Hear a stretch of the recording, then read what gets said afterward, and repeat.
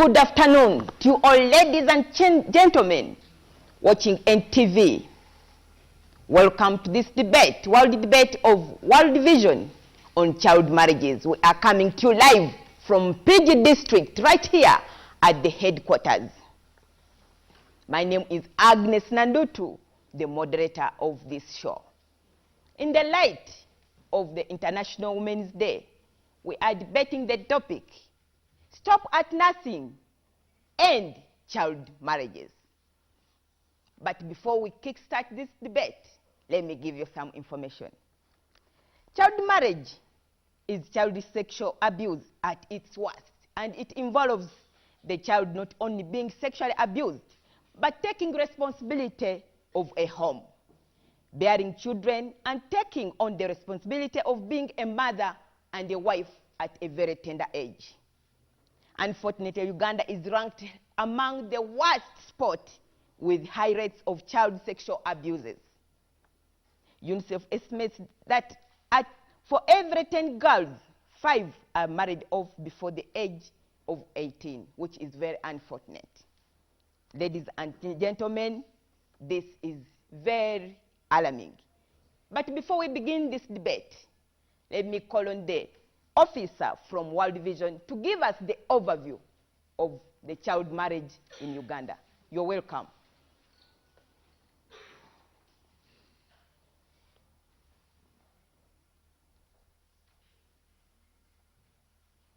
Yeah, just give us the overview of this alarming state of child marriages. Thank you, Madam Chair, for this opportunity to give you an overview. First of all, like you said, child marriage is a very, very form of sexual abuse at its worst to a child. What do we mean by child marriage? Child marriage is a union of two people, whether formal or informal, but as long as one of the partner is below the age of 18, that is child marriage. If you look at it, in 2007, in Uganda was ranked 7th on the world map among the highest, a country with the highest rates of child marriage. That's alarming. When we look at 2013, Uganda was ranked 16th. And important to mark, 12% of the girls marry before the age of 15 years. That means before they are in senior 1 or in senior 2, they already married off. They are taking up responsibilities of a wife and being a mother and taking care of a home plus children, other children. When we talk about child marriages, you talk about child marriage, it goes hand in hand with teenage pregnancies and then high levels of school dropouts. I know as you discussants, you'll come and talk about it. But in Uganda, when we talk about Vision 2040, if we are to achieve it, we talk about this population of children that are married are taking up responsibilities. And then if you look at the trend of population, more than 50% in Uganda are children below the age of 18. So what are we talking about? We are talking about children taking care of other children, and we are talking about Uganda reaching the middle income countries by 2040. So we need to look at this population, which ends up in marriage. Thank you, Madam Chair. Yes, thank you for that information. Uganda ranking high in child marriages. Children looking after children. May we have a probation officer from the district to give us the overview of what is happening in the district? Please, you're welcome.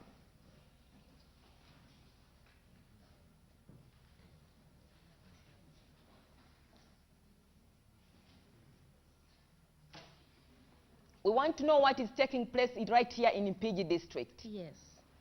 Thank you, Madam Chair. Ladies and gentlemen, Mpigi district, I think just like other parts of Uganda, has a challenge of child marriages. We actually, we call it sex violence against children. It's not even marriage. Just in a few minutes that I have, I want to inform the House that as a district, we have a challenge of reporting these cases. What is rampant is young adults coming up with complaints of male parents failing to care for the children born by the young adult female. And what happens on assessment, this young adult is 20 of age and is caring or is mothering 5. What does 5 children at the age of 20 years? Yes. What does it mean? It means this person is currently adult but married while a child. And what is alarming is that in our assessment, these cases are taking over 60% of the total cases received in probation office. This is alarming, ladies high. And gentlemen. Yeah. Yeah, and what I want to also highlight is that we find it challenging that parents will come up to escort the girls to report to probation office, but they did not report the crime. It's unfortunate, ladies and gentlemen. I wish to end. Thank you. Thank you. I think you have heard for yourself. 60% of the cases reported. She has called it sexual violence, but not child marriages. But why? Why do we have this rampant in Uganda? Why do we have this rampant in Uganda? Can we now engage the debate, please? People from the district, please. Do we have the LC5 district chairman? Please, come and take the podium. Come on, the district leader. The governor of this district. Time. Move. You have to speak for your district, gentlemen, because this is very alarming. Child marriage at its highest. You as the leader of this district, what are you doing and how bad is it? Thank you very much, Madam Chair. This is a pertinent issue, by the way, but child marriage in Mpigi is rampant, as it is the case in the whole world. Because when you critically analyze the data released by UNICEF in 2014, over 700 million women are engaged in marriage intercourse before the age of what? Before the age of 18. Now, we have found the problems in our district because child marriage lead to loss of life. Sometimes it leads to the spread of sexual transmitted diseases. Secondly, the number of factors which has led to the above. One, we have traditionally, some families think that to marry younger daughters works. In terms of income? In terms of income poverty, especially chronic poverty. Secondly, gender roles also, because in some families, young girls are not valued as it is the case with the boys. That's also a problem. This is dangerous. You are not valuing girl children here in the district. We are valuing, but that's, as leaders, that's what we have identified. Okay. That's what we have identified. But we need also, Madam Chair, in these few minutes, because time is not our ally, to identify solutions to these problems. We thought it important. But you as the district, yes, as this is rampant, what have you done? What are you doing to ensure that you protect these children? First of all, we are in the final stages of enacting ordinances in our council to put a full stop to this practice in our district. Secondly, we are moving towards empowering the girl child, especially by emphasizing the child education, the girl child education. But we appeal to government through parliament to enact strict laws to restrict child marriage. I thank you very much. Thank you. Can I have a woman counselor from the district, please? You are the people who are near these people who are marrying off their children at an early age. Can we keep moving? A district councillor, woman or gentleman, please come and take the podium. You people, you're not speaking? Can I pick at random? Please, gentlemen, you come from PG district. Why is child marriage rampant here in district? Come and take the podium.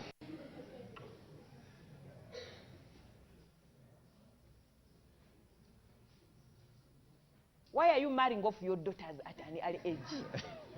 You people of Mpigi district. Yeah, Mpigi is a big district, though it is no longer as big as it was. But as the Vice Chairman has said, the issue of cultural practices, culture does not die in one day. So many things have happened before, and they will continue happening. What we have to do, like the chairman of the district has said, let us enact the laws, but let us also know or put up measures to make sure that the laws are going to be policed by people of integrity. You've heard, not only in PG, but in Uganda as a whole, that reports are taken to police, and then they die at that stage. Why are they dying? This is a question that maybe you can also help. But you know, you have read the news and you continue to read that in such and such a sub-county or the village or the district, parents also, after a report has been done maybe by a sympathizer, a parent will also go to police and ask for settlement out of court or settlement out of law. So what answer can I give? This is unfortunate. Thank you. You have seen the young girls sitting here. They are listening. Since you are not putting up your hands, I'm picking at Daddy. You are a mother. Come and take the podium. Why is this happening? Child marriages. She called it sexual violence against our young girls. What is happening? Why are parents behaving like this? Thank you. I thank you, Madam Moderator. I'm Lilian Nakawesi, the Deputy RDC in PG. You see, you are the RDC and you're just sitting there. Speak. Yes. You know, I had respected the protocol. Go ahead and tell us the problem. Yeah, I'm 1 year old in PG, and as we've been having familiarization tours in our district, and this we found this basically on the landing sites, whereby the fishmongers, after they carry out their activities at night, and during the day, they are asleep. And what they think about during the day is to sleep with women. And young girls. And young girls. School-going age. And the school-going age. And this was found in one of the sub-counties in our district, whereby few girls sat PRE examinations.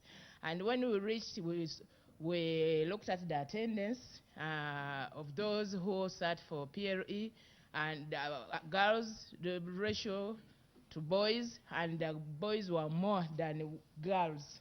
And we asked the problem, and the very committee members, most especially the women, were lamenting that these men, the fishmongers, during the day, they hide out with our girls. Coming back, they had already defiled them. And what have the officers done? And those people who are responsible like you, yes, what have you done? Yes, we've gone in for them, and the defilement cases are going to be heard in 40 days here. We brought on board the chief magistrate, the DPC, and all the security organs on board, and they have taken action. And all those cases are to be heard in 40 days here in Mpigi, Chief Magistrate's office. Thank you, Madam RDC, for that. Yes, can you come up, you are the young men responsible for this. sexual violence. All right, thank you very much, Madam Moderator. I think it's better to look at the main cause of the problem right Yes. from the grassroots.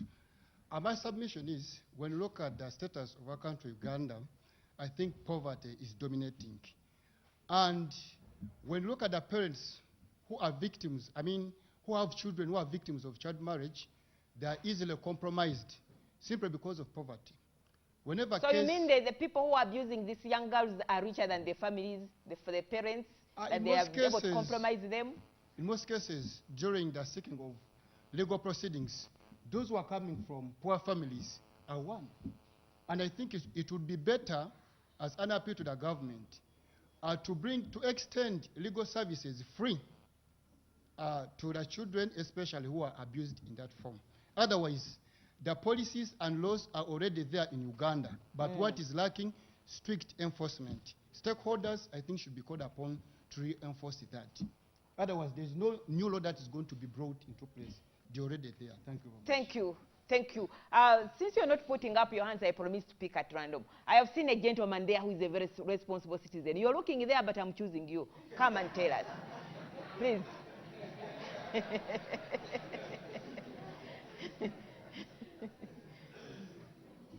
Yes, what are the authorities doing? Thank you, Madam Speaker of People's Parliament. What we need to do as government and leaders is to do some sensitization under various programs. Government one time introduced a program called PCY, Program for Children and Youth.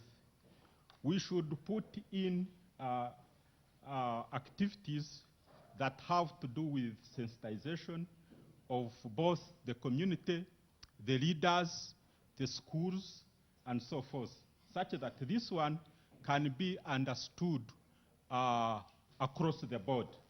That's one way. We currently now have youth livelihood programs. As they carry on those projects, this element of sensitization should take a center stage. Minus that, this sex at young age that results in giving birth when you are young and so forth would continue to create problems now and often. Thank you. Where are women councillors? Can somebody show me a woman councillor here? Please come and take up this podium. Some woman councillor, please come. You're raising up your hand. Come. A woman councillor. Come and take up. But I also want a woman councillor here. Yes, you have the floor. I thank sir. you, Madam Moderator. I'm Beno Ninsamba, LS5 councillor from Wama. Madam Moderator, one of the reasons that has resulted into that bad practice, I could say exposure to rampant immorality in our society. You find young kids, when you turn on the radio, you hear some bad things. If it's a TV, all that. And what young kids see, they take it to be the normal practice. So we need to create measures of helping these young kids in order to stop them accessing such bad practices. Secondly, there is, I may term it reluctance or bad practice within the security organs. You find that somebody is taken to police after having raped or defiled. 3 days he's back. Well, do we have a police officer here? So or somebody from the police? That turns to be an example to all others who are out there willing to do the same thing. I once interacted with the resident state attorney of Mpigi, I think she now left, and I asked her, how many rape cases do you get here in court? She said to me, there are many, but some people fail to turn up to come and help the government in order to prosecute those people, simply because they've sat down with the relatives of the culprit and solve whatever outside the court. So I think there needs to be something. Another thing, this goes to, it is a government policy, UPE is good, but there is this practice of telling parents not to give lunch to these young kids. Madam Moderator, a child of 14 years, when she's a girl, these days girls grow faster. She's biologically. So they look for lunch from these abusers? Yeah, they cannot fail to be tempted by these border men because he may give her 1,000, 10,000, what. You find her the next day pregnant simply because of the reluctance of the parent and the reluctance of the government. I thank you, Madam Moderator. Thank you. Do we have a teacher here? I saw a teacher with children. Please, teacher, come up and tell us how big the problem is at school. You are a teacher? Please come. Even you, come.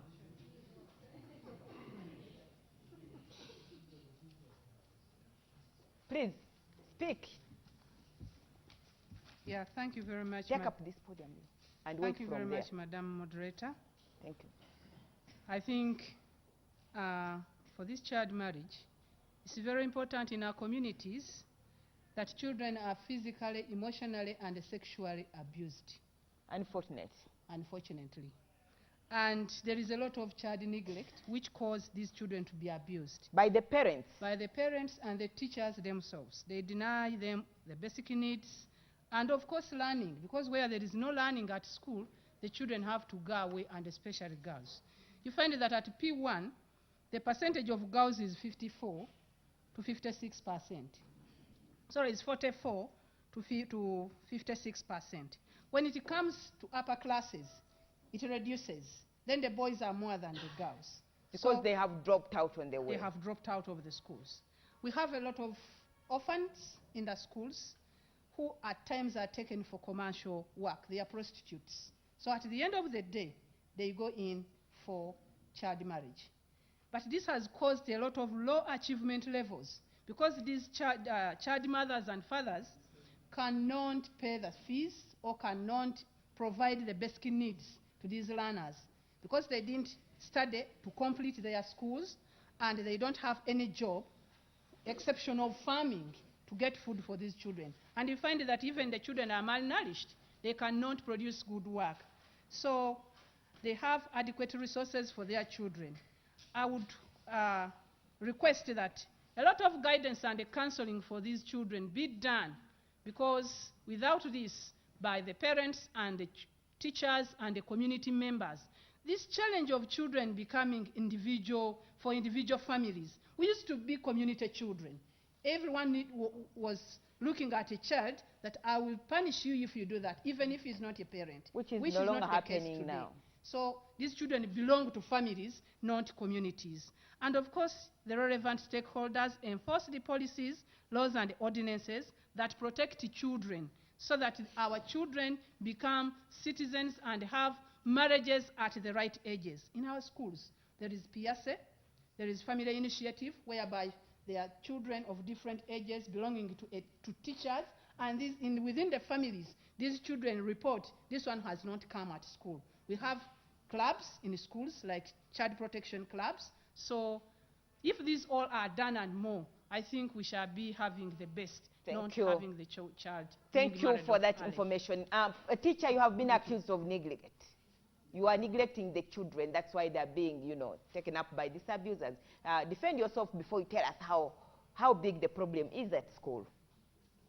Thank you very much, Madam Moderator. As far as negligence is concerned, it is not only applicable on the side of the teachers, but the parents themselves. The parents.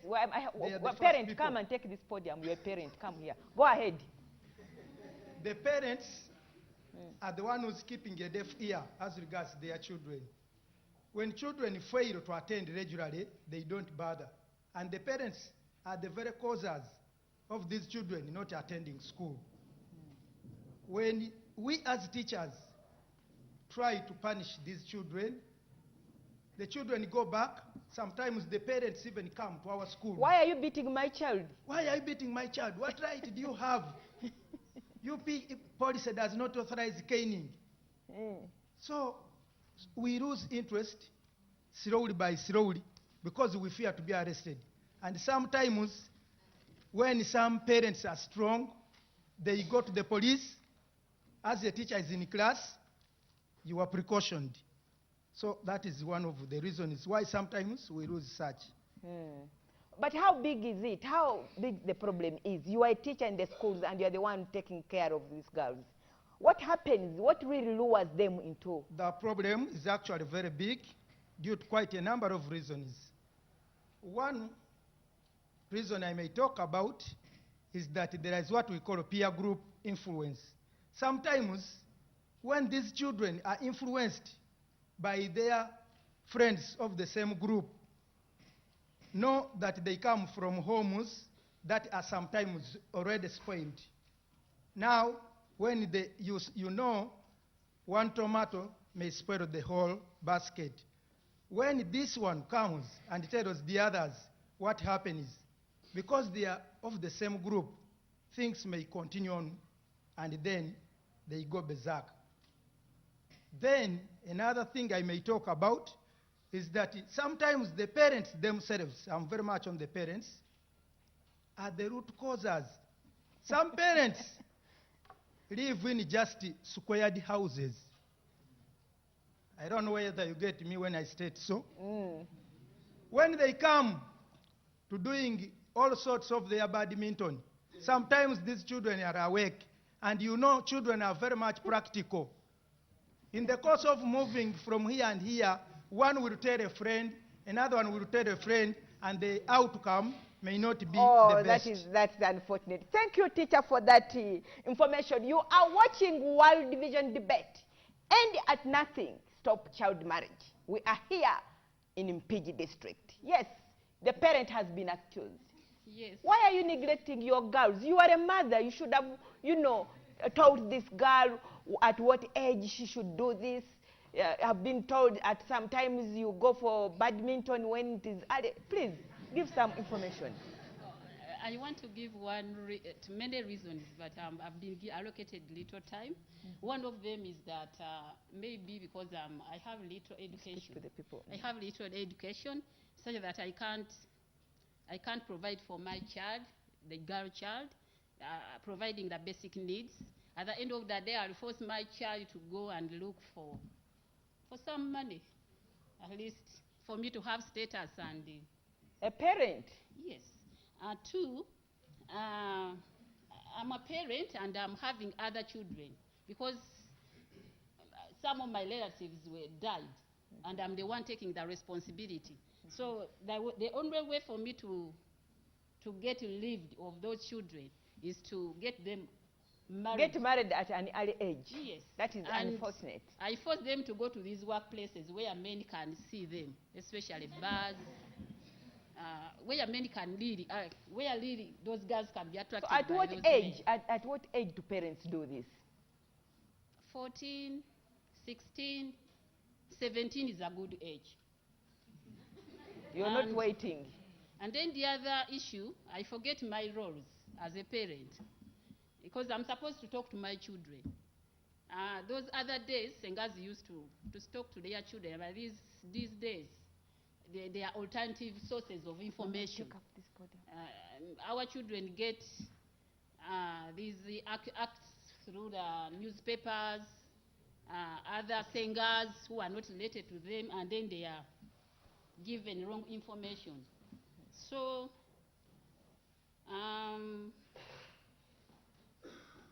then the other issue, I'm ignorant about the gender roles because we are supposed to share the roles. If I'm in a home, I'm overburdened, the only alternative is to run away from that home, leave my children and go and enjoy the world. So the children are exposed. They are exposed. Thank you for that information. Don't think she does it. She was just giving a general view of how parents behave. Yes, I think we have a child who can speak, a girl child, who is ready to speak. Please. For that information, as according to my reasoning capacity, I'm saying that our marriage is like a state whereby the child go for marriage before the real age. Yes. The major causes of our marriage is that divorce. Divorcing parents has made more harm to children. Like, you can decide, if my mother is not in the house, why am I at home? Nobody is there to give you guidance. Yeah. you can decide that let me go and get a man.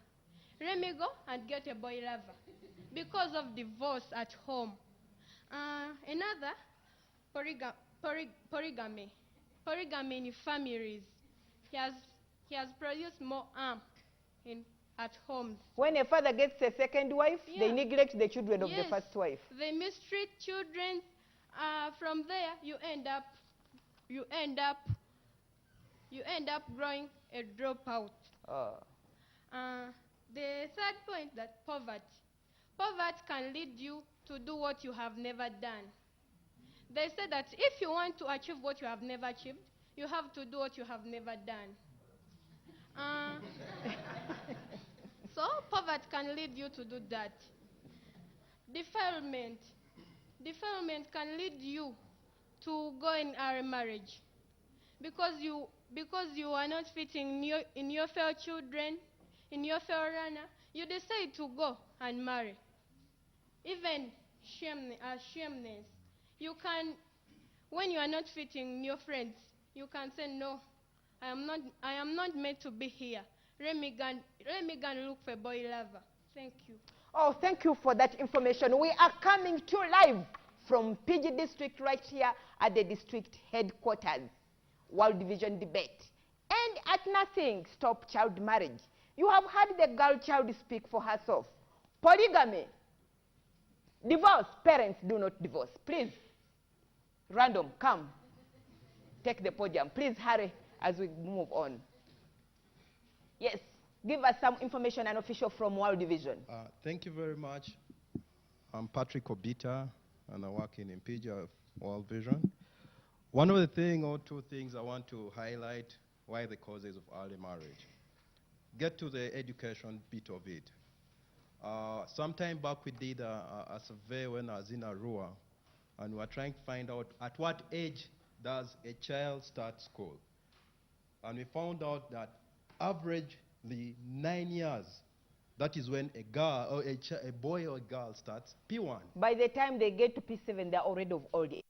I mean, the kid, by the time they're reaching 15 years, they're like in P4. What do you expect? The breasts have already grown. And everyone is looking.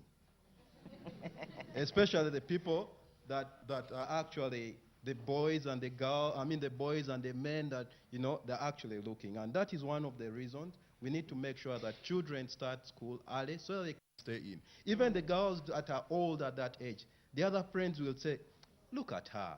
What are you wasting? You're a mommy. What are you wasting in school? Yeah, I mean, that kind of environment doesn't give them a very good head start in it. Still in the education bit of it, we did an evaluation in PG, World Vision in PG, and one of the reasons we found out why there were lots of children or girl children that are actually not in school is that teachers in a school, the community members when we were trying to disseminate say that in a school, when the teachers are absent, then there's a lot of pre-teenage pregnancies because the children are left alone to do their own thing.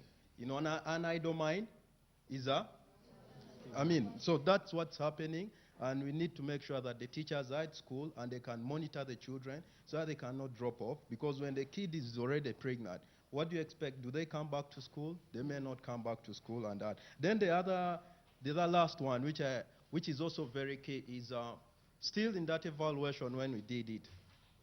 Children report, adults don't report. We did a report, I saw the evaluation, and we found out that 18.8% of the parents say they knew cases of child abuse, and they can report. And around 5.3 said, we don't know. But 76% of the parents said they didn't respond to that question. What does that mean? If 76% of the parents cannot respond to child abuse cases, especially defilement and the other, who is going to report? And yet they are the ones who have the children and they stay in the community. So if the parents cannot report, then some of these cases are continuously going to be in. And the last one which I want to look out for is, in child protection and all that, we have you have the formal structures and then the informal structures. Now, these two structures do not work in tandem, though they don't work together. When one doesn't do its part, then the other one also does not do its part. They are supposed to complement each other. So we found out that any differences of the informal and the formal structure within our community is still causing a lot. Because those days, a parent knows that the elders are there. If something happened, they actually go to the elders and things are corrected.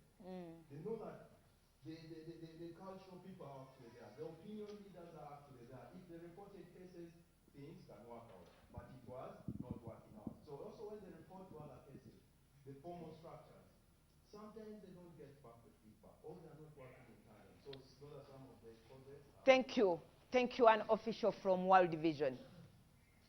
Thank you, You have Madam. been accused of divorcing mothers that leads the girls into early marriages.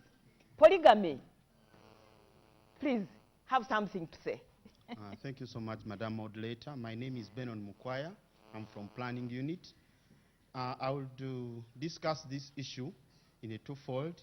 That is, early marriage does not only affect the girl child. We should know that even the boy child is affected, especially where there is poverty, which is economically related. Why I would say this? If we are to look at the environment where our children are staying, I know most of my colleagues have discussed this, but I would sum it that there But are do two you agree underlying that causes. divorce and polygamy has caused the early marriages in this district and in Uganda at large? Yeah, it does so, and that's a fact. Because if you look at divorce, when I divorce my wife, at times as a man, I'll go for some other partner, and you never know. You get a partner who has maybe who will not be friendly to these children because she also has to bear her own children and also show love to those children. So I agree that also divorce is partly a cause of early marriages to our children. So they go away out of the household to seek for avenues. So as I was discussing this issue, I was saying that the environment where our children are staying and poverty, both poverty of the mind and economic poverty. Poverty of the mind is where a parent gives away a child who is underage because of maybe getting gifts or what. So that's poverty of the mind. But economic poverty, especially that one that is affecting the boy child, is where you see that a boy who is not yet 18 leaves school and goes maybe to go fishing. And as the boy goes to fish, he gets money, and as he gets money, he will start other things which he wouldn't have started if that boy was at school. So that's what we call economic poverty. What have we done? Because when we are starting the debate, you said, what have you done as in PG? And as parents. And as parents. Yeah. I would start as in PG because I'm a technical person. Please, go ahead. What we've done is to ensure that we create demand. As the probation officer raised it, that now the cases reported are 60%. It's because of the information that we are giving to the community that now they can report these cases. That's why you see that they are coming up. To us, this one is an advantage because we are creating demand to the community to know that these things should be reported and then the culprits brought to book.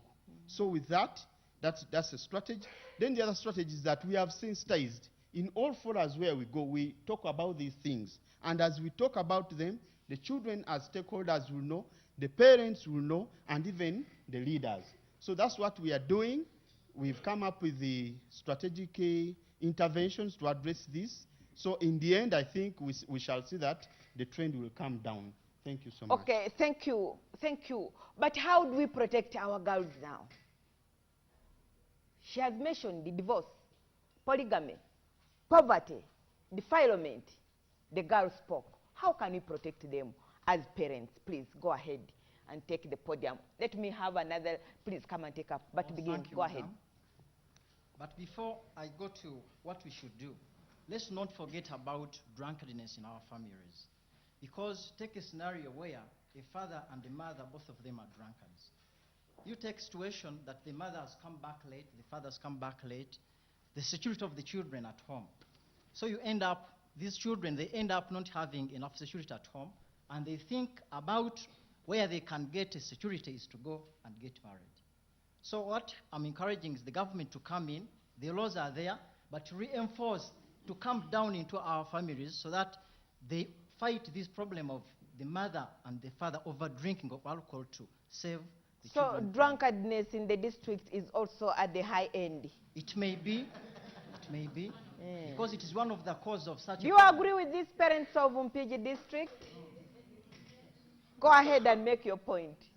Second is about ignorance of the children about the marriage affairs. Because you may take a situation, these children are in the stage of adolescence. Their bodies demand little from them, and they don't know what may come out of what the bodies are demanding them from. So they need to be sensitized about, in case you happen to go into marriage, these Move are the closer things to you're the going microphone, please. the problems you're going to face when you go into such a practice. So I'm saying that let the parents play their roles together with the teachers so that we can fight such a problem of early marriages. Another point is about poverty. They have talked about it. But also, what I'm saying is that we should go back to our norms, where we used to have our parents sit with their children and talk about different issues. You never know. You may get solutions to such problems about early marriages. Thank you. So the Sengas are not talking to our young girls anymore. What's the problem? Yes. It's good I have a woman on the podium. Why are you not talking to these young girls? Thank you, Madam Chair. I'm Dr. Nasanga Ruth. I'm working as a district health officer. I'm a parent, but I'm going to talk as a health worker. Please go ahead.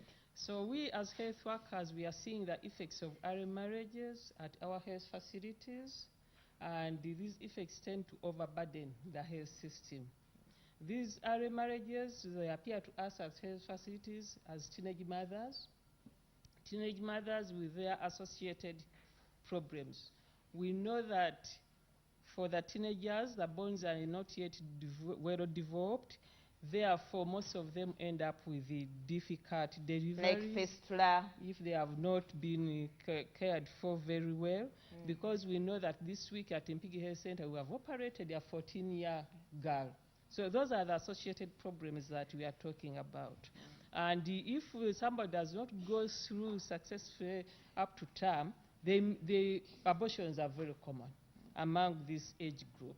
So other than appearing to us as teenage pregnancies, they appear to our health facilities as cases of malnutrition. Cases of malnutrition for both the babies and for the mothers. Because even the mothers are still growing and they still need good food to grow for their own body, but also for the children that they are carrying. Then within the communities, we are seeing big families, children not well spaced. Issues of family planning then are there. And because of the prevailing poverty, this girl is young, she's not working, she's poor, she cannot attend antenatal as required, she cannot even prepare for the deliveries. Also, they appear to us as neglected children or children who have been abused. I will not talk about the street children, but it's also a result. These young mothers appear to us as cases of HIV, as cases with the sexually transmitted infections. I just want to briefly talk about what we are doing. Okay, as the district health office. Yes. Yeah. One, we have tried to establish the adolescent health-friendly centers at the health facilities. And right now, since Wednesday up to today, we have a team of out of school and in school. They are being trained by Ministry of Health and WHO to give them basic messages so that as they go back into the community, they help to mobilize the youth so that they come in and use our health services. Okay, thank you, Madam Diocho. I'll give you more time. Right. But do we have girls who have been rescued from these child marriages? Do we have girls who have been rescued from this? Can I have one take the podium here, please? Go ahead, you're holding the podium. Yes, Madam Moderator, I'm Geoffrey Onawe. So for me, the ways I see which can reduce this child marriage, I call it child abuse, because I'm a social worker and always deal with the community. I've seen the reason why these things happen. Because some of the reason why this thing it is rampant nowadays is this, the level of permissiveness is high in Uganda nowadays because of this .com generation. Whereby, you know, this permissiveness, this is the situation, whereby someone feels that I am free to do whatever I want. I know nowadays they have this talk, but show them what my mama gave to me.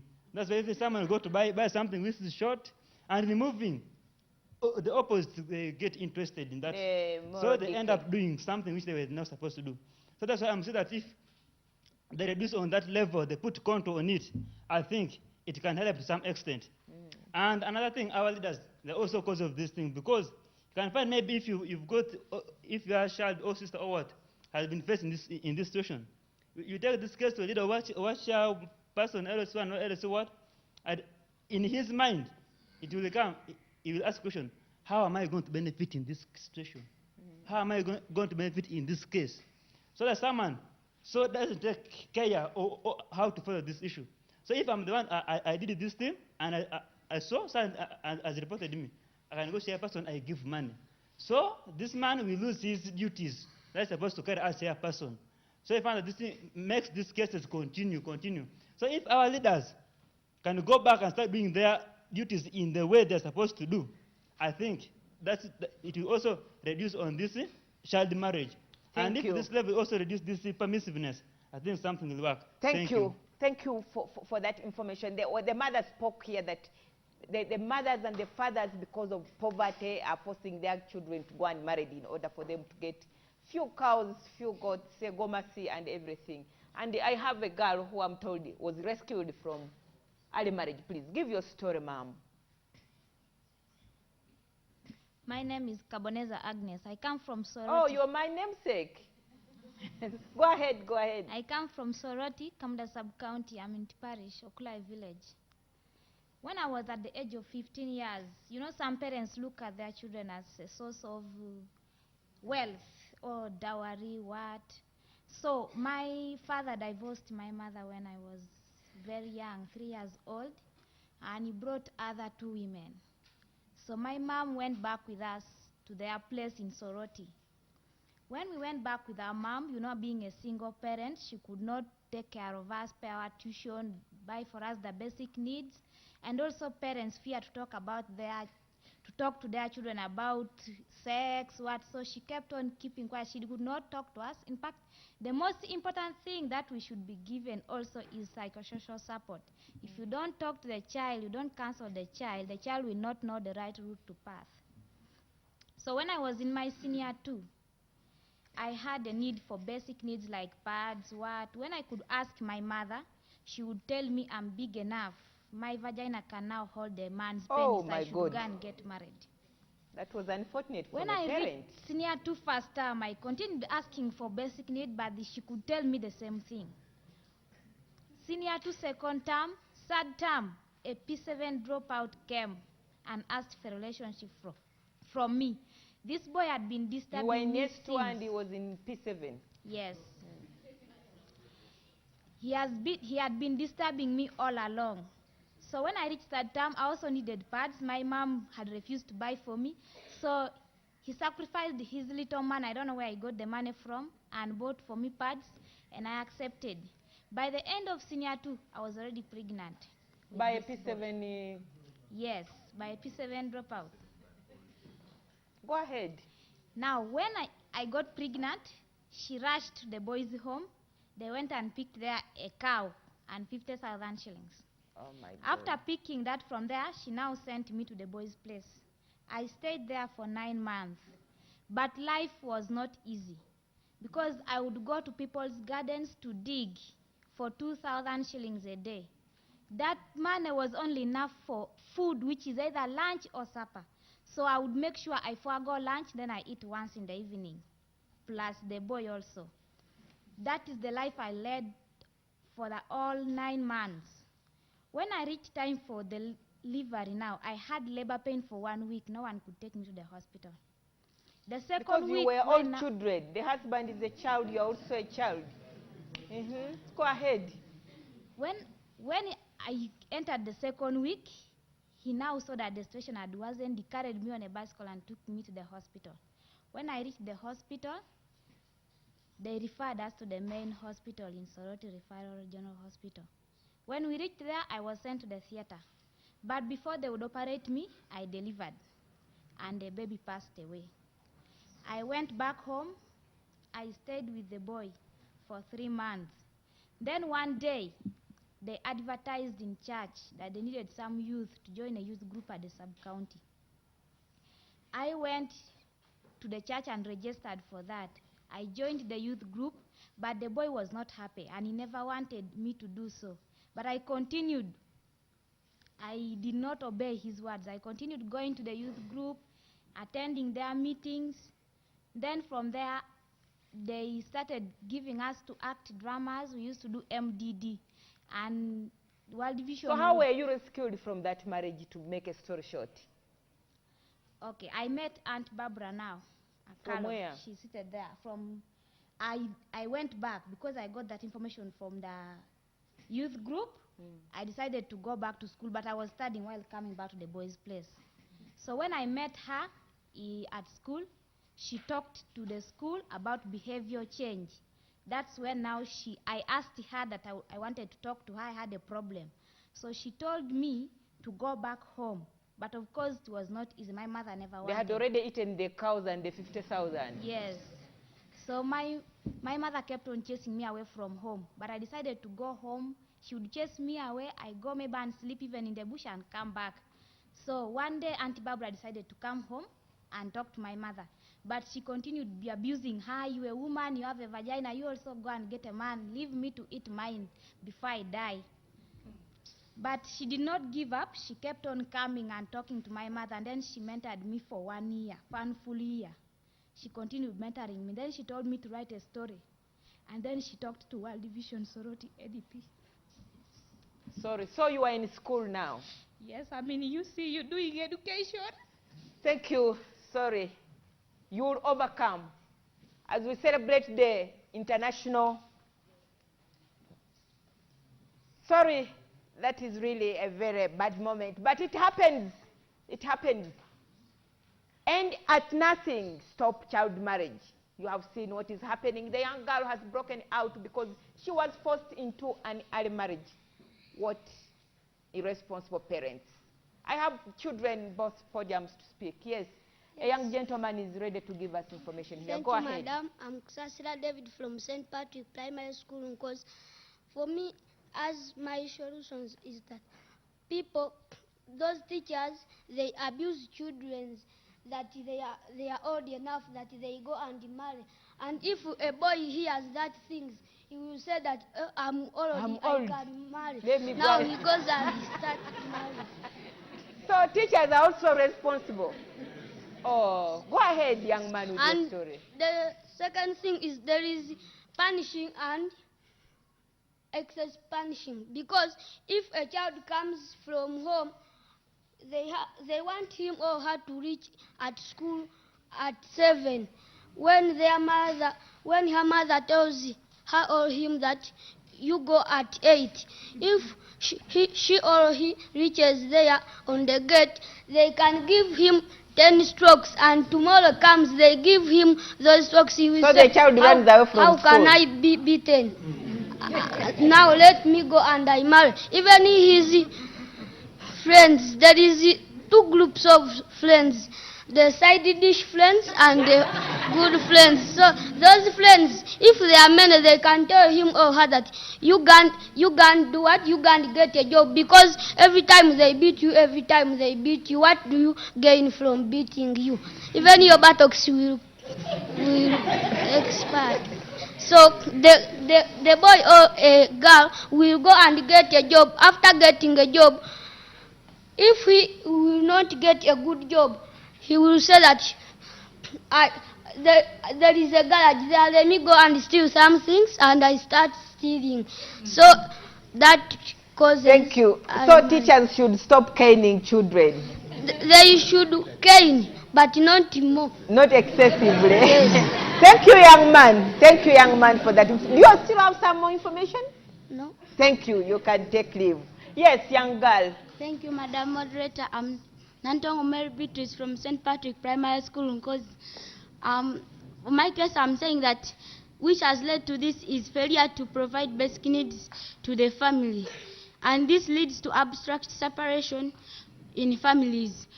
For example, when the parent fails to provide basic needs to the family, if there is a girl who is old enough, like 14 years, the girl will say, after all, I'm old enough. Why don't I go and get married?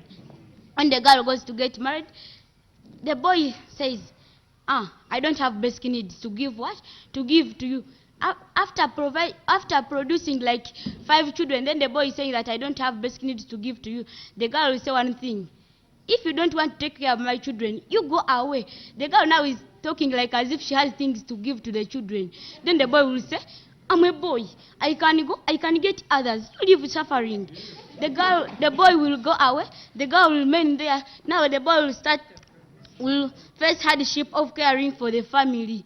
The girl will be there saying, every time the girl will be there, very worried, what will I give my children today? What will I give my children today?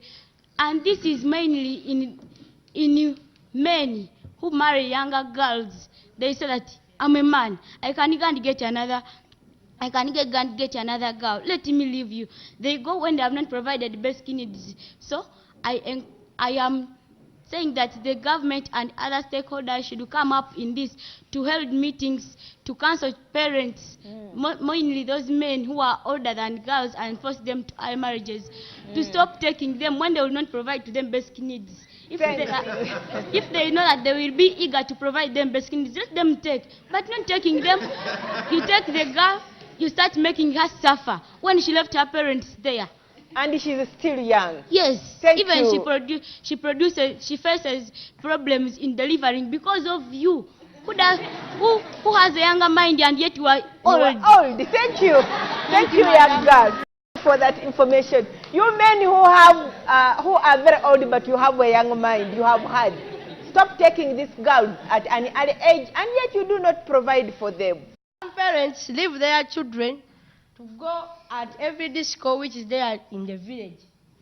Speak to the microphone, near to the microphone. They leave their children, the girl child, to go to every disco which is at the village. The girl comes back at midnight. The parents just say that I am giving freedom to my child. So too much freedom is also not good. Yes, too much freedom. Most of the parents think that when they leave their children to go to every disco which is there in the village, that they are giving them freedom, but they are giving excess freedom to them.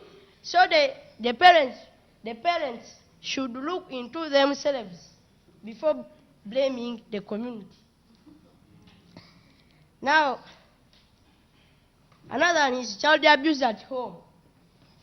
Child abuse at home, even me, you can be there. They mistreat you at home. They give you corporal punishments. You can even think about running away from home, but when you have nowhere to go. So parents should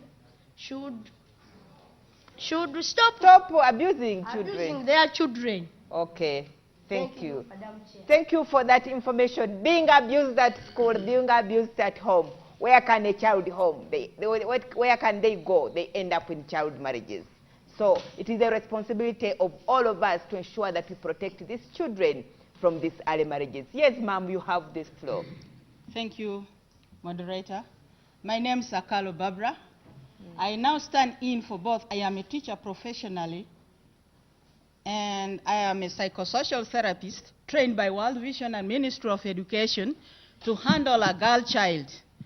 Now, I have been listening to people talking about issues concerning a child, but people are running away from the key points. You see these children stressing themselves out, but down there, because I don't only work in Soroti, I move.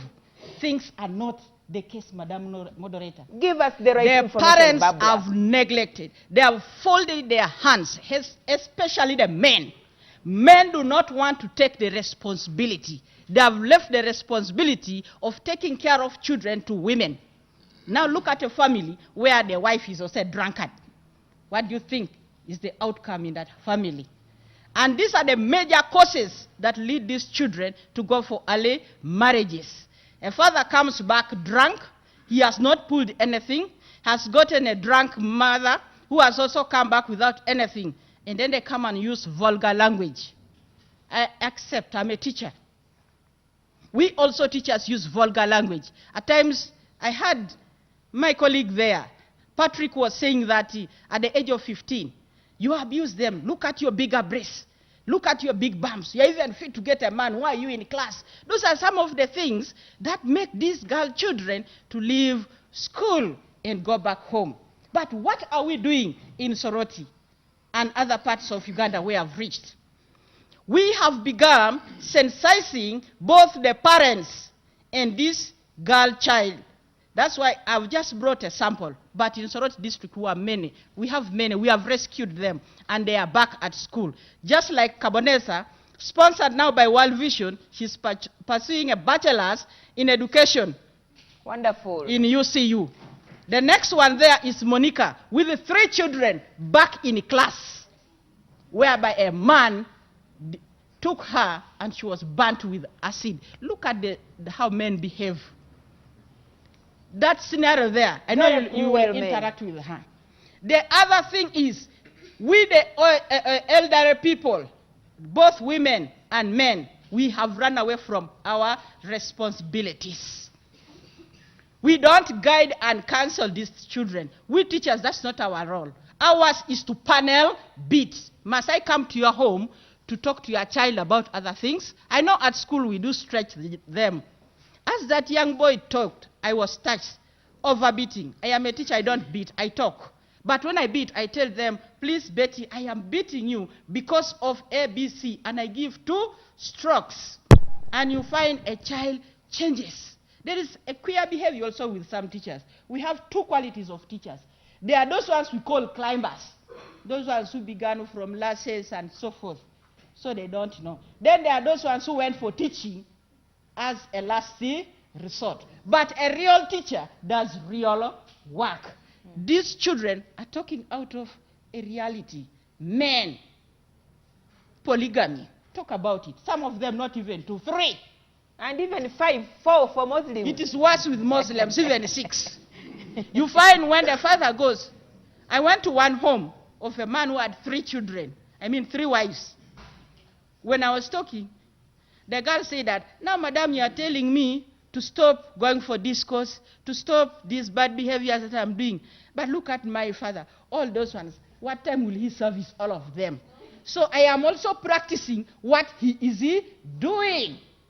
I asked the father, do you have anything else to ask me? Because he came to me that the girl was body mannered, she goes with men. He had no answer. So we should come up with solutions that make and strengthen Impigi district. We have come here to strengthen you. Thank you. Find out the solutions. Thank you, Madam. Probably I'll call you back to give us a way forward and how we can protect these girls of ours. Yes, you have a podium, sir. One of the most causes of the early marriages is domestic violence. Actually, domestic violence is, okay, it happens like most of the parents are failed to respect themselves. Therefore, at least younger girls also supposed to look for the way to survival. You find that somebody may be drinking, comes back from the drinking joint, quarrels, leave the young girl to do everything from home. Finally, quarrels, tomorrow the mom has gone home, all the work on this young girl. And then tomorrow she's like, I think I'm also tired of this kind of duties from home. Because she's doing what she's not supposed to be doing. Other duties. And then the second point is ignorance. These kind of children doesn't have sometimes the information. Therefore, they need to be, and they're supposed to be sensitized. The world division is supposed to be going to the school, going to home, at least to tell them what they're supposed to do, their role. Because sometimes some watchmen comes with a lot of money and this girl is suffering. Of course, you cannot refuse good things because money is needed by everyone. So poverty is a big problem. Yeah. Yes. Thank you. For you have the podium, please. Go ahead. Okay, thank you, Madam Chair. I've had so many causes, but people have forgotten to talk about drugs, drug abuse. I find that today in Uganda, most of the youth, they involve themselves in drugs. So after taking these drugs, like marijuana, cocaine, sends them to young girls. After that one, you find that they rape girls, they defile them, and after those acts, you find that their parents, they just chase away those girls to go and marry those guys. Another issue is that, okay, we have blamed the parents and we have blamed the government, but even these younger girls should be blamed because they have high expectations. You find that a girl is in P6, but that girl is wanting a smartphone, the girl is wanting expensive tops, expensive shoes, those things which their parents cannot manage. Okay. Thank you, Madam. Thank you. For those who have just joined us, you are still watching NTV. We are reaching you live here from PG District.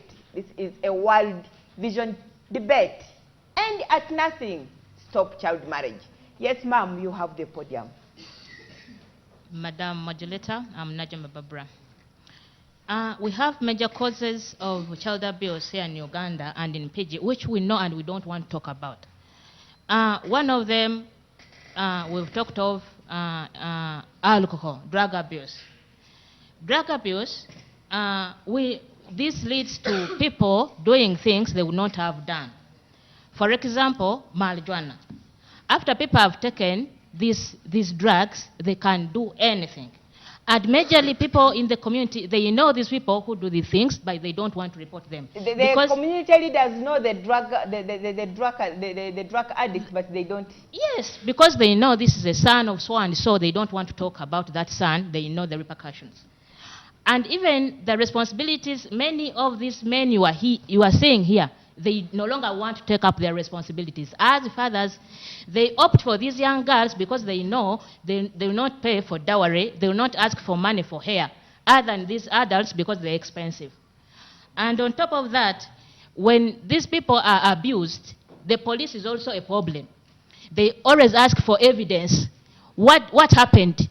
How did it start? Now where did it end? And now this girl cannot give all these details. So, Madam Chair, thank you so much. Thank you. Thank you. There is somebody who has said that the young girls should also be blamed. There is a saying that says, as you blame the boy, first find out from the girl. Can I have a young girl to speak? A young girl, please, to speak. You have the floor. Thank you, Madam Speaker. My name is Kavumase Grinya Ronald from Kayabu Trading Center. First of all, I want to thank World Vision Uganda for creating such a platform for awareness of early marriages. Yes, we should end at nothing and stop child marriages. Go ahead. My points are just simple and clear. The previous speakers have mentioned almost all, but what I want to say is that stopping early marriages could begin with government. Mine is upon... But there is already a law in place against child marriages. Yes, mine is upon government and our legislators. Our top legislators are not doing enough. What do you expect them to do? If they can sit to parliament and table, discuss and over and again bills of homosexualities, yet homosexualities in Uganda. There is a child offences law in place already, a law against early marriages, it is in place. So who are you blaming? Why are you blaming? It is in place, but the way they are handling it is very poor. So it is the local leaders who are supposed to implement the law. Not the local leaders. The legislators themselves are not doing enough to enforce the laws. So you want members of parliament to come and enforce the law after legislating and putting it in place? Yes, because if they are coming out and talk about other laws that are not relevant, because Speak to the microphone, please. When you don't protect these girls, right from the ages of 8 to 17, that means that Uganda will really have a problem. But you in as a future. parent, which role are you playing? Me as a parent, I really play my role. Tell us. Tell us that role that you're playing. Because first of all, I'm a social worker.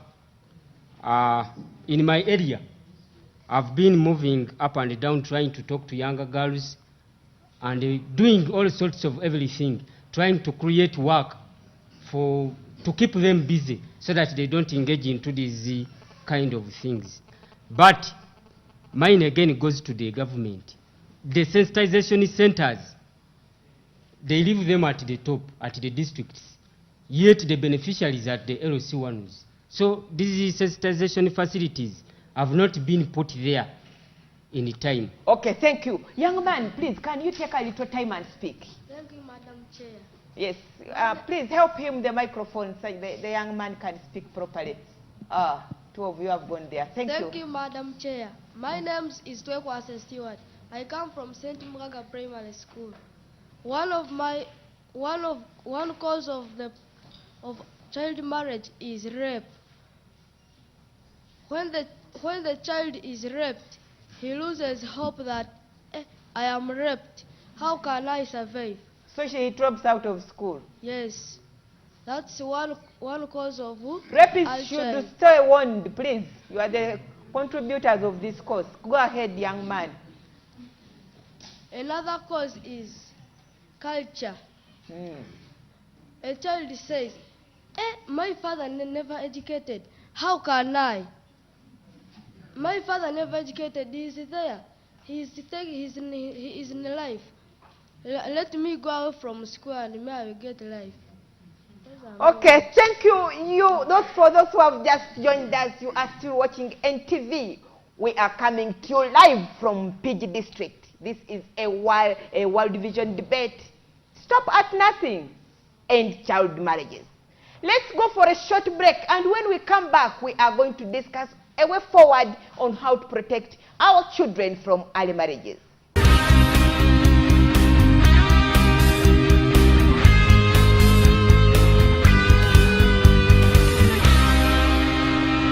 Welcome back. You are still watching NTV, a World Vision debate on child marriages. In the light of International Women's Day that is taking place on 8th March, we are debating a topic. End at nothing. Stop child marriage. We are coming to you live from PG District, right here at the district headquarters. What have the leaders done? And what can we do as a country to stop these horrible child marriages? We have a district woman member of parliament who is ready to give us some information on the way forward. As leaders, what can we do? Yes, Honorable Sarah, you have the floor. Thank you, Honorable Speaker. Agnes Nandutu. Honorable Speaker. Honorable Speaker, Agnes Nandutu, you are most welcome. Thank you. My name is Anna Sarah Simulanda. I'm the woman MP of Mpuku District. I'm grateful to these young people that have tried to give us their views on child marriage and how to end it, the causes and how it can be ended in the Mpuku District. Madam Speaker, to me I would think that our communities should be sensitized by, first of all, by educating and empowering girls such that they dress in school, they dress to get married. I think that is the most powerful tool. Sensitization. Yeah, sensitization. So our communities are not being well sensitized. Yeah, we are trying to do our best, but we still need to be sensitized because Who do you think is responsible for that, Honorable Member? I think as leaders we are responsible. The government is responsible, and the leaders, and the parents, and the teachers, because they are the ones that are educating our children in schools where they go to education. Madam Chair, Madam Speaker,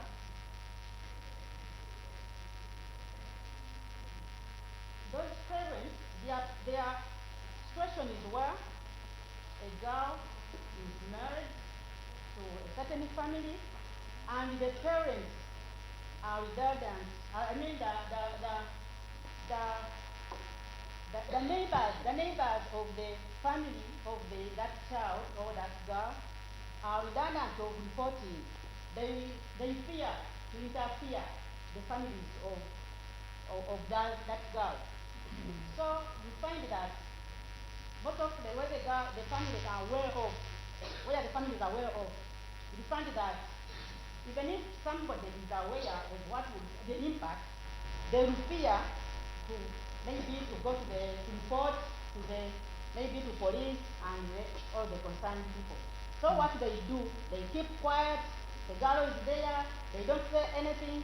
So the girl ends up. So the community should also be involved. If you see a young girl being married off, they should report to police. They should report to police. They should report to our LOC chairpersons and the leaders. Madam Chair, there are some families which are very poor. If they are poor, at times they want to, they may not want their daughter to get married, but because they are poor and they want their family to reduce, to lessen the number. If they want to lessen the responsibilities in that family, what they have to do is to have their girl married off. Okay, thank you. Thank you, Honorable, for that information. Probably I will call you back to give some more information. Yes, the young girl is holding the podium. Please, go ahead. We have been told that you also have too many expectations. You are a young girl, but you want a smartphone. Go ahead, you have the floor. Thank you, Madam Chair. Speak up, please, to the microphone. Thank you, Madam Chair. I have two things to talk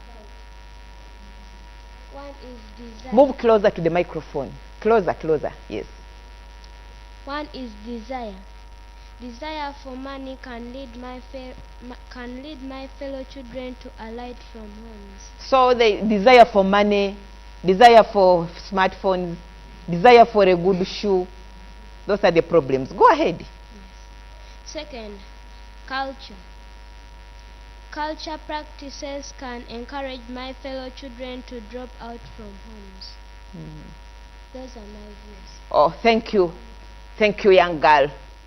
Thank you. Please go and take this podium and speak from there. You have the floor. Thank you, Madam Chair.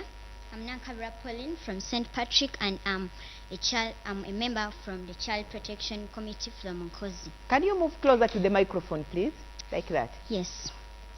What I talk about that is we as the members of the Child Protection Committee, which has led us not to do our work perfect, is that when we go and take our first courses at the police, they don't talk about them.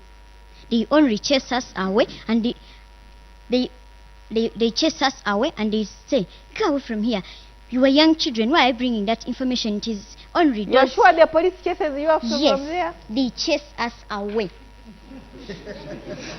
They say that only those adults are the one to bring those cases. So they want your parents to go there instead of you. Yes. So what I say about this, stakeholders who are concerned, please go and help us.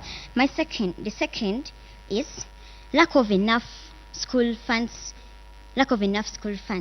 When parents do not provide school fees at school for the child to study, mostly these headmasters of nowadays, they like money like what? They will chase you away from the school and they tell you, go home and bring school fees. When you don't find there your parents, you come back to school. You tell the headmaster will tell you, go back home and at least wait for the parent to come back and give you school fees. If not that, you come with that parent at school. So, I want the stakeholders who are concerned to go and sensitize the parents, tell them to work hard so that they can earn that money to provide for their children. Yeah, to provide for their children as school fees. The second one, the Load Construction Committee. The Load Construction Committee, it helps us but it also has bad effects which brings us in our areas. When they were constructing the other road from Masaka to Nkozi University there, because I live in Nkozi, I know all the bad effect, the things which are happening to the girl child. When they are constructing that road, 60% of the girls in Kayawe and in Nkozi got pregnant by those. So it is not road constructors who were pregnanting the young girls. Yes, they got pregnant. They got pregnanted by those workers who work there. 60% of the girls were pregnant. That was unfortunate. Thank you. Thank you. Can I have Honorable King, please? Thank you. Come and take up this podium. The girl has given very, very important information that whenever there is a road construction somewhere, in that area, very many girls get pregnant. So road constructors, please take care. Do not pregnant our girls while you're working on the roads. Yes, Honorable King, you have the floor. Yes, what can we do as leaders? Thank you very much, Madam Speaker. No, Madam Chair this time. Madam Chair, yes. Agnes Nandutu, and all the honorable members in this August House. First and foremost, whenever a development project comes, in this case, the honorable who has just been holding the floor, young girl. has mentioned that the road constructed from Kayabwe to the university, now that is just one of the many projects that are coming up. In the country, there are constructions yes, in there's a water Soroti, project. in Yes. PG, in Yes. Bududa, everywhere. And so imagine how many girls are getting pregnant now, at this time. I draw my lesson from what my honorable colleague, Honorable Sir Nakaunde Tamulanda, told us about sensitization. When programs come to given areas, we need to sensitize the people, the good and the bad coming with the programs. Because these people that are coming to work, take for instance, the Kampala-Masaka highway. Work is going on, but before you know it, it will come to a close. So where are these people residing? Where are they looking for? Because they're leaving their families back there, and they are now eyeing the young, innocent girls that are coming from school or that are living nearby. So we need to encourage sensitization in our communities so that we safeguard the young people or the girls that are coming from school, even those that are living in the nearby places. So sensitization is very important so that we get to know the good that is coming alongside the development, and we safeguard the innocent lives that are living with there. Thank you, Honorable Chingi. Yes, thank you. Yes, young man, you have some information, and after that I want the probation officer to tell us the way forward, please. Thank you, Madam in Chair. I am Chakon William. I live at Nkozi. One of the causes of early marriage is lack of education in girls. So parents should prioritize girl education. Yes. Wonderful. Because a girl who is not educated. So that are the solution is you people should take your girl children to school. It is very, very important.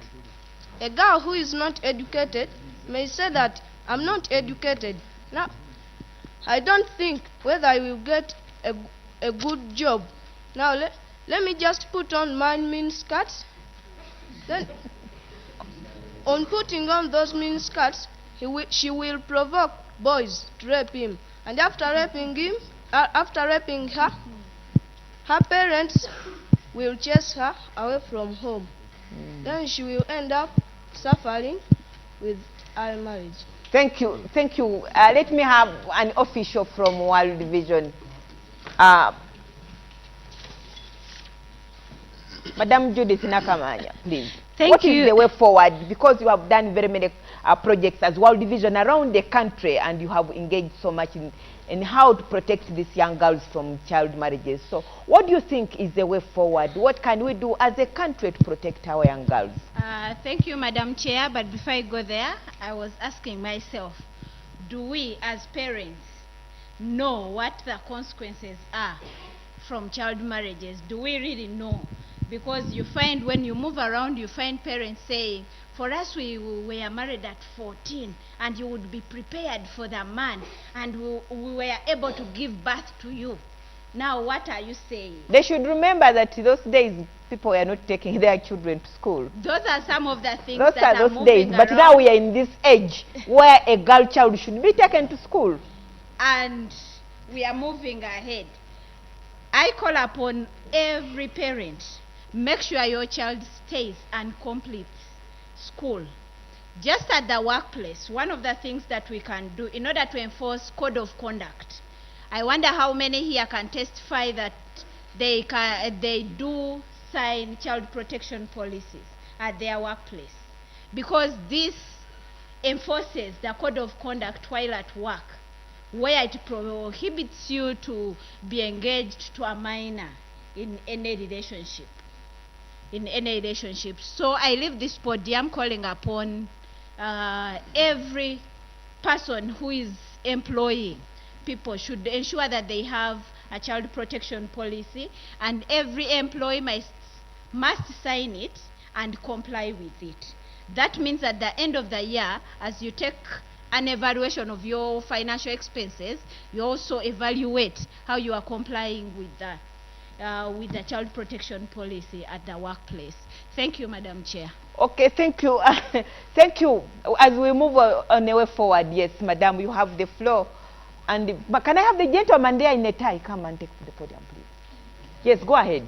Thank you, Madam Moderator. What is the way forward? What are the solutions to end? Because we are debating end at nothing and stop child marriages. What can we do to stop this child marriage?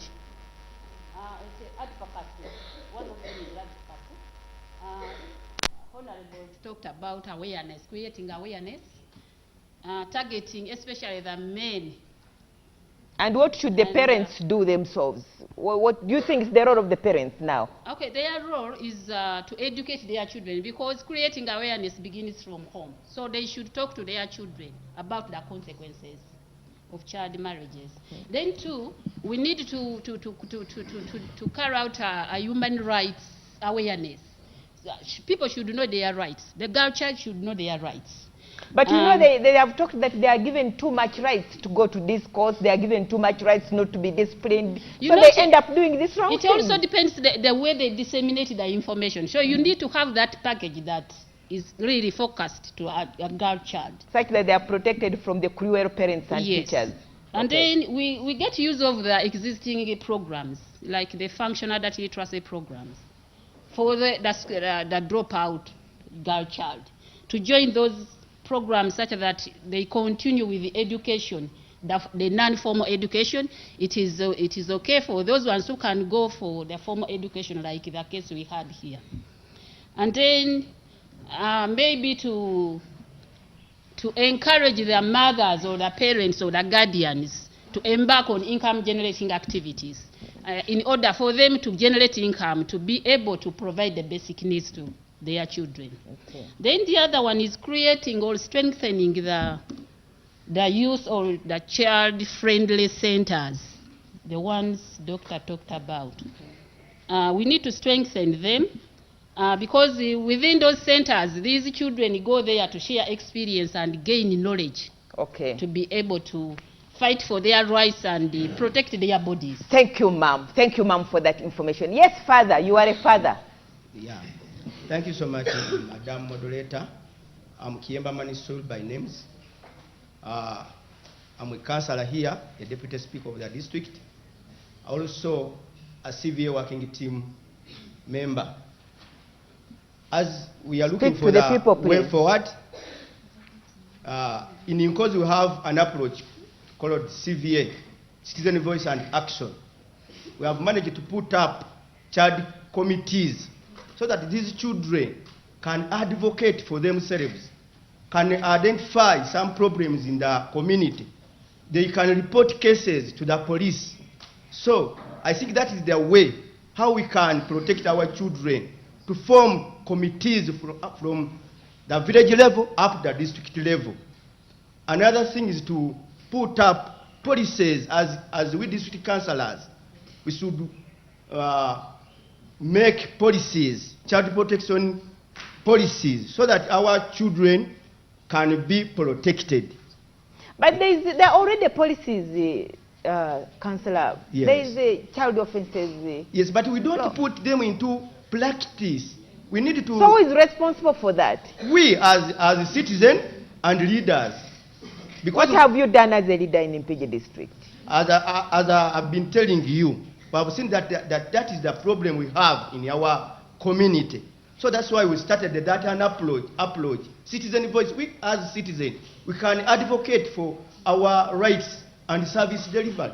Okay. Yeah, thank you so much. Thank you. The leaders of Mpigi, you should work hard. The councillors, the members of parliament, the police, those people who are in places where you have voted to work, please ensure that we end child marriages in Uganda, and particularly in the Mpigi district here. For those who have just joined us, you are still watching NTV, a World Vision debate. End at nothing and stop child marriages. And what are the consequences of this child marriages? There is malnutrition, very many consequences. You are a district health officer, please. What do you think are the consequences of the child marriages? As a child gives birth to a child, they are both children. What are the consequences? I'm a district education officer. Oh, go ahead. Yes. Sorry. I'm Jacinth Ndagire. One of them is low achievement levels, as I've already mentioned. Talk to the people. Yes, it is low achievement levels, which means the brains of the children they are producing are also not ready. So we are facing a challenge as in performance in our schools. And also another challenge is they go out, the child mothers cannot look after well these children. They cannot sponsor them in schools. They cannot feed them well. They cannot feed them well. So there is a lot of malnutrition in these early marriages. Of course, that's why we are having, and it cuts across to schools that they cannot even provide them with lunch. But I would like to give a way forward as a department. The ministry came up with a guideline that in all schools we must vocationalize our education. That's when we shall come up with one of the parents who said that they can initiate their own income generating activities right from schools. Even if a child fails at P7 or drops out due to any challenge, is able to be self-reliant. He can be able to live in the community honorably, and even if he's a young mother, he can look after these children well. Thank you very much. The official from World Vision, please. Give us some... Madam Moderator, I have the microphone. Oh, sorry, please go ahead. Go ahead. I'm sorry, you'll excuse me. She's not able to walk to the podium, but she has the microphone to speak. Thank please you very much, Madam there. Moderator. I'm Kinene Betty, a district councillor, and of course, I'm a mother. And this time, I want to talk as a councillor. Please go ahead. First of all, I thank World Vision for the good work they are doing for us, especially in Ngozi. My main concern, we are looking at child marriage at the early ages, at the early stage. And it's unfortunate we have left one child behind. We have not looked at a disabled child who even don't have a chance of getting married, but being defiled or raped at the home. So my special request will be to World Vision, if they can mainstream all their programs they have, so that disabled children are also part of their programs. It's unfortunate we work in isolation, because much as World Vision has a program for disabled people, but it's only for disabled. And you find we are part of the community, we are part of the citizen, we are Ugandans, and these children are born by the community.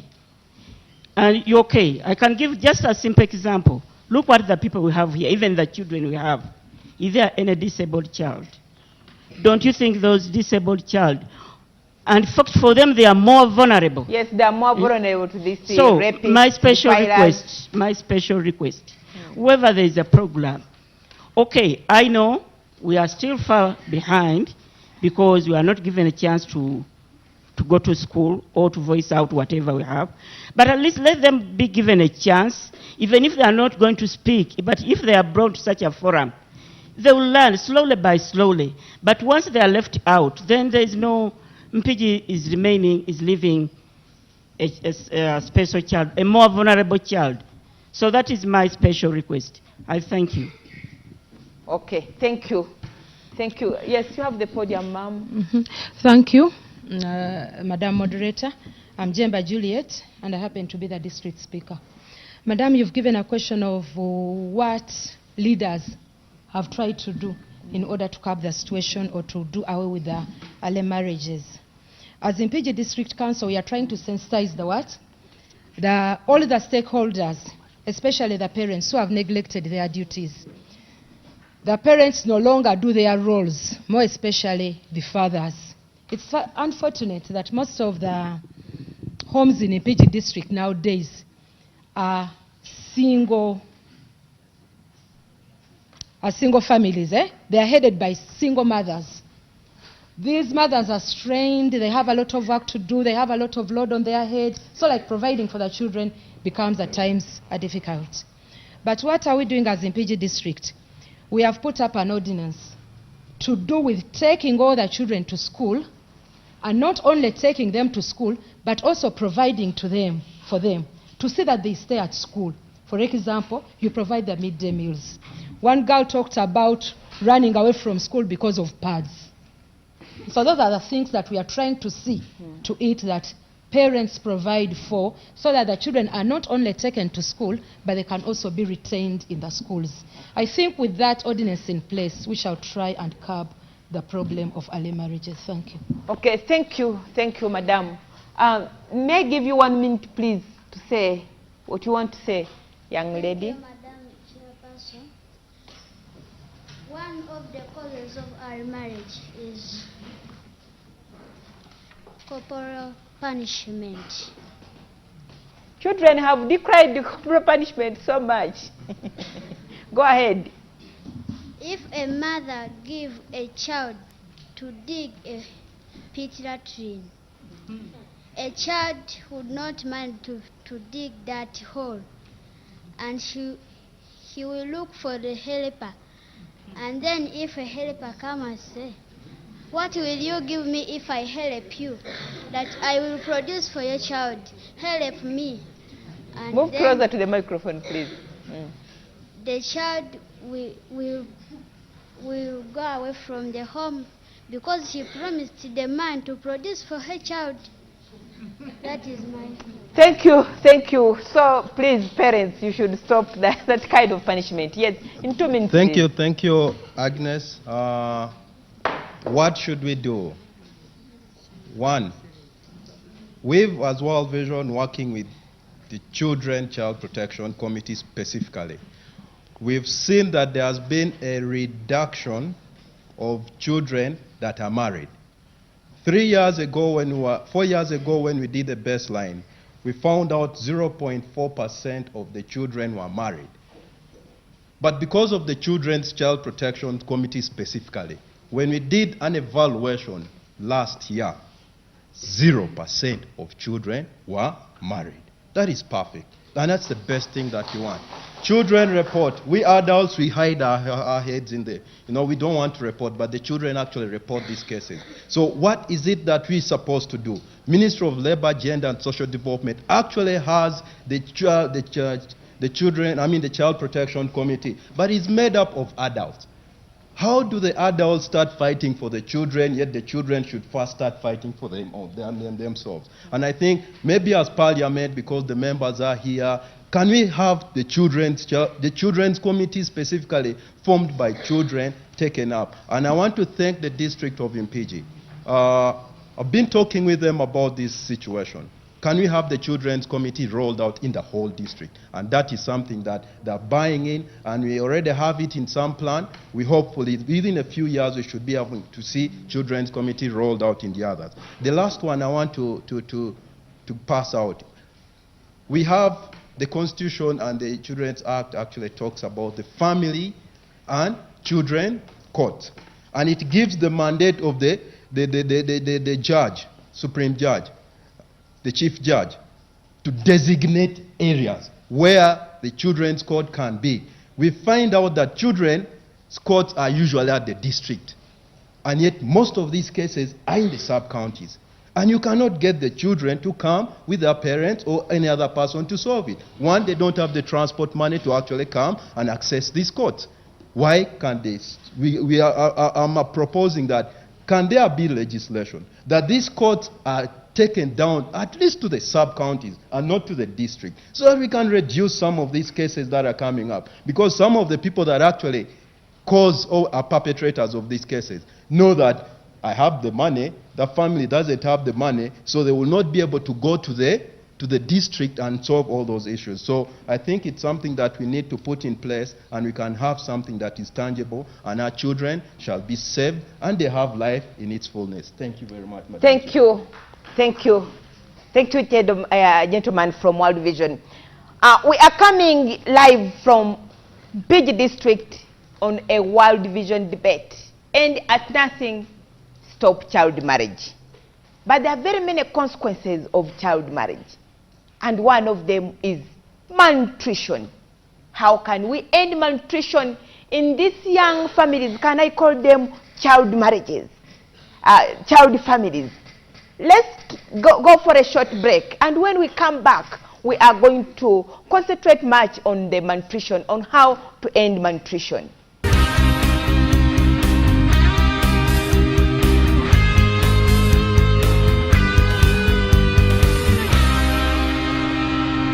Welcome back. You are still watching NTV, coming to you live from PG District.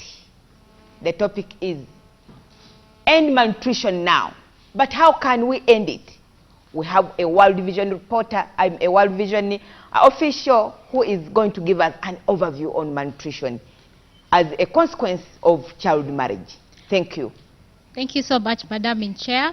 My name is Muyama Christine, working for the Uganda Civil Society Coalition on Scaling Up Nutrition, which is hosted in World Vision. As already mentioned by some of the speakers, malnutrition is one of the consequences of early marriages. How does that happen? When a child is in their teenage ages, their nutrition demands are so high because they are building up on the reproductive systems, increasing in height, as you can see all the changes that happen when a child is in that age. So amidst that, the child gets pregnant. What does that indicate? That indicates that instead of the nutrition demands will actually increase. They are already so high, but they will be increased. And this child doesn't know actually what to do at all. So that leads to having children that are malnourished because the mother did not feed well when they were having the child, because they actually did not know what to do. So what does that cause? Malnourished children. There are so many levels of malnutrition in Uganda. We have stunting, we have wasting. In stunting, the child is too short for their age. Most of us suffer from that because, as statistics tell, 54% of Ugandan adults were stunted when they were still young. So that is quite a big number of us. So with the current percentages of malnutrition in Uganda, 33% of children under the age of 5 are malnourished. Those are so many children. And the majority are from these children who have given birth to children. Yes, please. Many of them are from those families that have children for mothers. There are so many consequences of malnutrition, as you can see. Malnutrition causes deaths among children, and even adults, like anemia causes death in pregnant women. There are also reduction in the intelligence of the children. Children who are not well nourished are not intelligent children. When you don't feed your child well, the child will not perform well in class. That's why we advise that parents should provide their children with meals at schools. Other consequences are also there to the districts. For example, there is reduction in the production at the district levels. For example, when children are sick, their mothers are in the hospital looking after them, because when a child is acutely malnourished, they will be admitted in the hospital for over a month. That means the mother will be in the hospital for over a month. That mother will not do anything apart from look after the child. So we are reducing on the number of people who are out there to produce for that district. Also the deaths of mothers and children. And I have been informed that 60% of the child mortality is really attributed to malnutrition. Is that true? Yes, of course. 60% according to the Uganda Demographic Health Survey in 2012, 60% of child deaths under 5 are attributed to malnutrition, directly or indirectly. For example, when a child has malaria, in an incidence, they will not take in enough food, so they will get malnourished, and they will die of malnutrition instead of the malaria. They will actually die of the malnutrition before they die of the malaria, which is a very bad thing in our community. So we caution everyone. Early marriages are really very bad to the community and especially to the children and their nutrition status. Thank you so much. Thank you, Madam Muyama. We should end child marriages. It has a very big consequence of malnutrition. Yes, Madam Tricia. How can we end malnutrition? Because it's one of the consequences of child marriages. One thing that we must do as stakeholders is we need to form a coalition. That coalition should be in position to go and sensitize the parents on behavior change. And the parents also should know the positive parenting roles that they're supposed to take. Because these young girls go into marriage, they don't know, as my sister has just said, they do not know what to be done. How do I prepare for a child food? How do I prepare porridge? A child taking care of a child. And what time should they take? And what time they should take the porridge.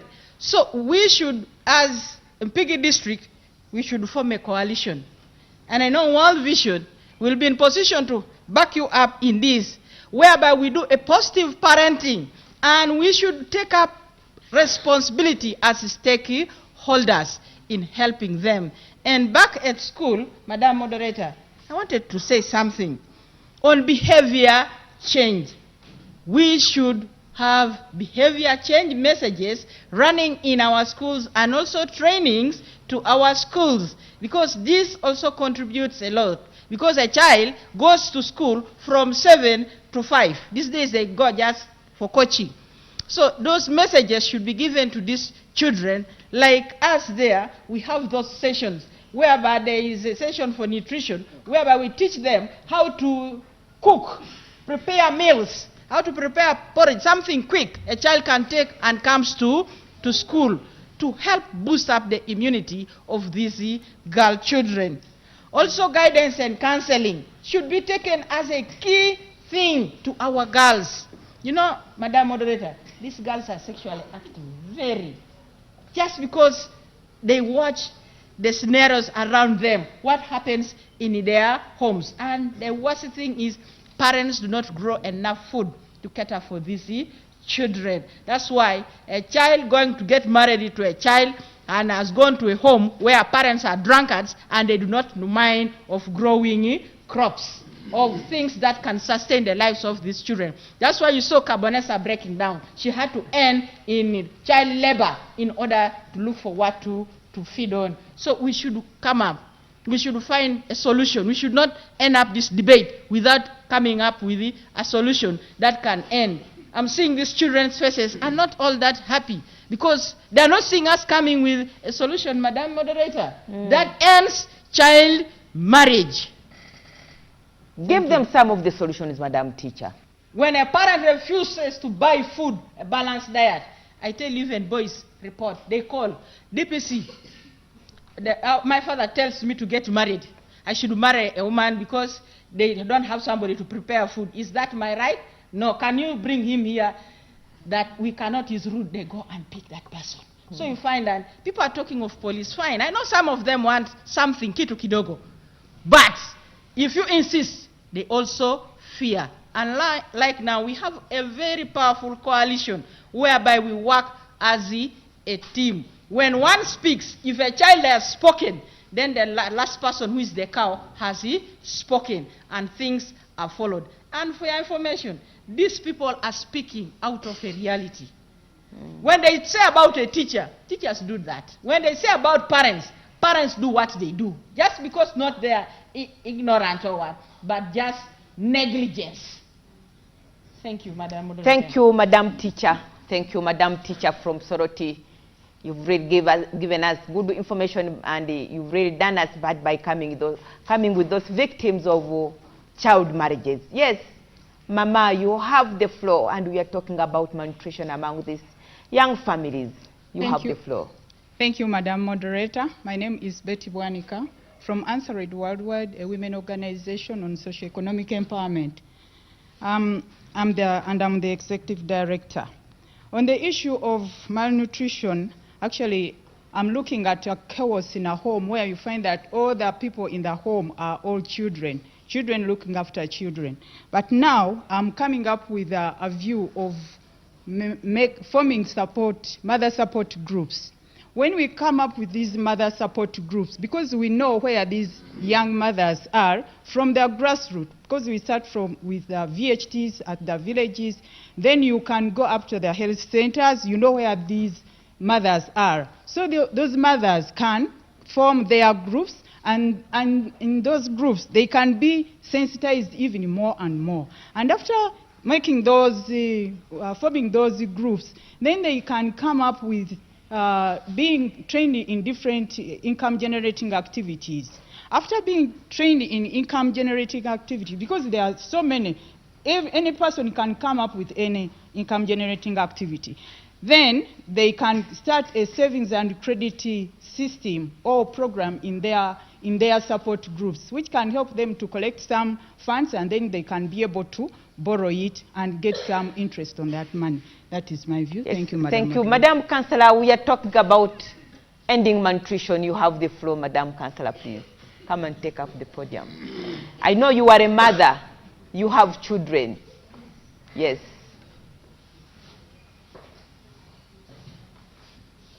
Thank you, Madam Moderator. Talking about nutrition, we find that we have had a number of surveys. Malnutrition, how to end malnutrition, yes. How we can end it. We have had a number of surveys by different NGOs working in this district. But it was found out that many children down there were malnourished, especially children from 0 to 5 years. So some people have come up to Did you find that most of these children were the children of these children who were in early marriages? Exactly. Child marriages? Exactly. And this was mainly because they didn't know how to look after the young ones, because they were also young. So they had that problem. So we have come, people have come to assist us. And at this juncture, I would like to thank World Vision, because it has come up to fight malnutrition in our district. Right now, it's carrying out a program called SPIN, and it's working in 4 sub-counties in the whole district. That is Muduma, Mpigi Town Council, Nkozi, and Buwama sub-county. They are trying to reach down. They are using the VHTs, who know those mothers, who know the young ones there. So they are trying as much as possible to curb the situation. They've set up gardens in those homes. Speak to the people and close to the microphone. Yes. They've set up gardens in the homes. They are sensitizing those young ones to see how they can curb the situation and see that we come away with that malnutrition. Secondly, last week we had a program and we got some officials from the Prime Minister's office. They came to Mpigi district here. They met some stakeholders here, and they also came in to try and fight malnutrition. But what did we tell them as leaders? We requested them to make a budget such that when they come out to reach these people, there is something to be given. Because sensitizing is one thing, but then putting into practice is another. At times we sensitize, but we fail to put into practice because we are financially constrained. So when those officials from the Prime Minister's office came to Mpigi district last week, they promised that come next financial year, they are going to try as much as possible. But all the same, before they come, we are also trying to sensitize the masses. Thank you. Thank you, Madam Councillor. Yes, you are the Speaker of the district. I'm the Deputy Speaker of the district. Yeah. You have the floor, sir. Yeah. As a solution of ending malnutrition, I'd like to add a voice on my speaker. Speak straight to the microphone. To thank World Vision. They have done a lot. And we have managed to set up CBOs. Like in Nkozi, we have Allies for Action. We have managed to sensitize and we have involved the men, because men do not involved in this development activity, because men are the one who earns money and are the one to buy things for preparing for the what, for the children, for the house, for the home. So we have managed to involve the men, and we have that program of male champion, so that men can come on board. They do participate in ending malnutrition. Thank you so much. Thank you, the Vice Speaker of the district. Yes, just to wind up with the Honorable Chiyingi, what is the way forward? What can we do to end malnutrition? That is a very big consequence of child marriage.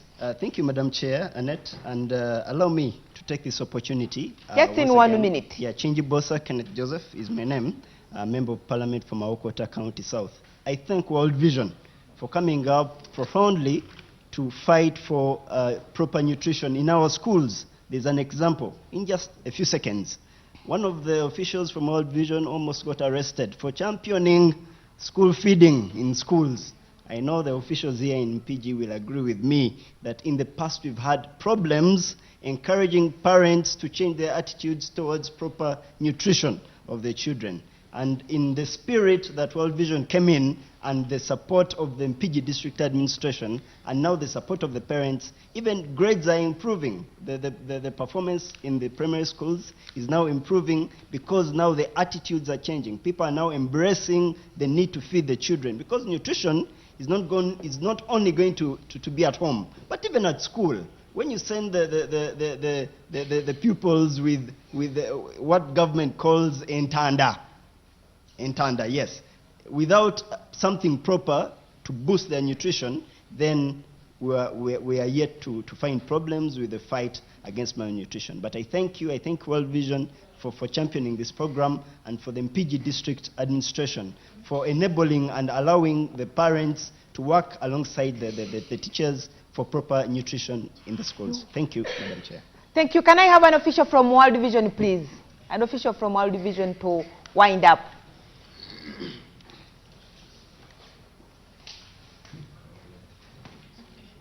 Just in 1 minute, please. Thank you very much, moderator.